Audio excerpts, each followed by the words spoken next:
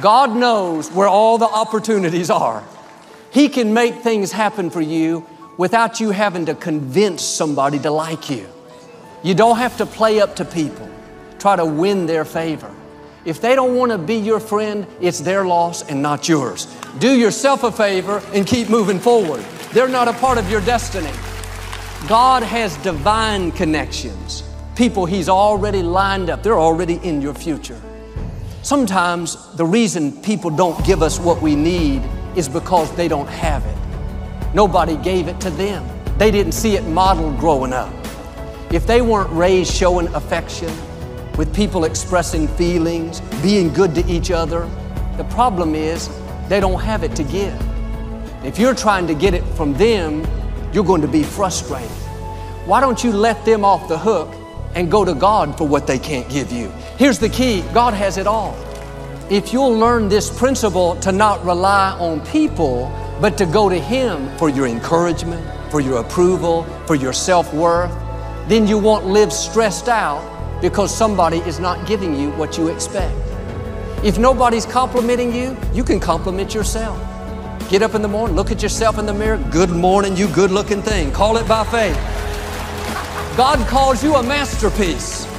Say what God says about you. I'm strong, I'm healthy, I'm one of a kind, I'm highly favored. You have to build yourself up, encourage yourself, compliment yourself. You cannot rely on your spouse, your parents, your coach, your teacher, your pastor. They may mean well. They couldn't love you anymore, but no person can meet all of your needs. Only God can. If you're just looking to people, eventually you're going to become resentful, bitter, start holding that against them. It will sour the relationship. And the truth is, it's not their fault. Maybe they have issues. They could be doing better in areas.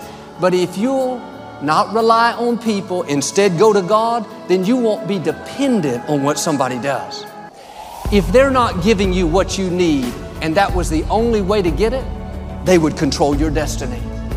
God didn't design the plan for your life and say, okay, it's all dependent on if these other people do what's right. If they encourage you, if they cheer you on, if they never let you down.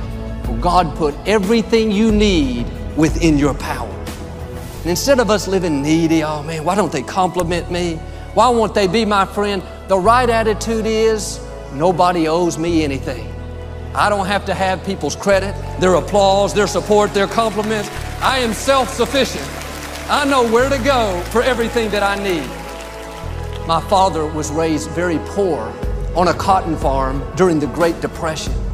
He didn't have enough food, hardly any clothes, a limited education. It was a very rough childhood. At the age of 17, my dad gave his life to Christ, and he left the farm and went out and started ministry. Years later, when he was in his 40s and had become a successful minister, he started thinking about how he was raised and all the things he had to endure.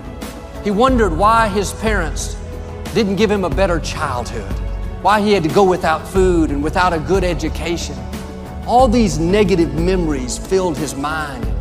He started thinking, that wasn't right. They should have done better. They didn't give me what I needed. He got so stirred up about it, he was about to travel back to his parents' hometown and confront his parents and tell them what he thought. Just before he left, he heard something on the inside saying, they did you wrong, didn't they? He said, yeah, they sure did. It said, it wasn't fair, was it? They didn't give you what you needed. He answered, no, it wasn't fair. You're going to let them have it. Yeah, I'm going to let them have it. Then the voice said, how do you think you would have done if you would have been in their shoes? With no income, with the banks closing, with nobody to buy the cotton, with 6 children to raise, no electricity, no washing machines, no modern day conveniences.